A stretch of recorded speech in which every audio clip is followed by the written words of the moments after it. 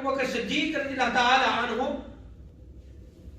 آپ تجارت کیا کرتے تھے اور آپ بہت زیادہ مالدار بھی تھے.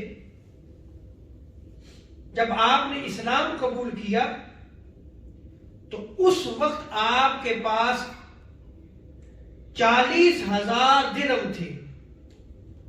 آپ اندازہ لگا لیں 40,000 درہم اس دور میں ان کے پاس تھے اور یہ سارے آپ نے اللہ تبارک و تعالیٰ کی راہ میں خرچ کر دیے.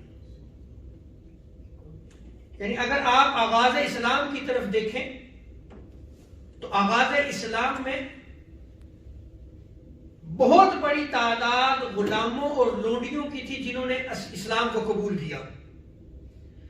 جب انہوں نے اسلام کو قبول کیا تو جو ان کے آقا اور مولا ہوا کرتے تھے, جو ان کے مالک ہوا کرتے تھے, وہ ان پر ظلم و ستم کیا کرتے تھے کیونکہ ان کے مالک تھے, ان کے غلام اور لونڈیاں تھے.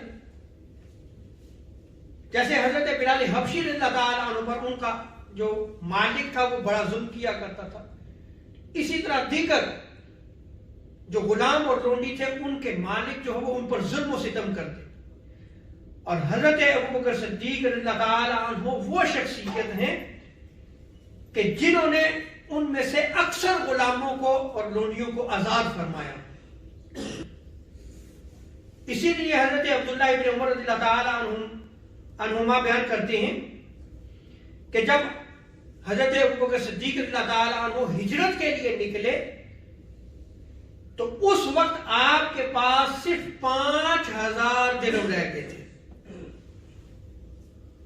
یعنی جب اسلام قبول کیا تو 40,000 درہم تھے, سارے کے سارے جو ہے وہ اللہ تبارک و تعالیٰ کی راہ میں خرچ کر دیے.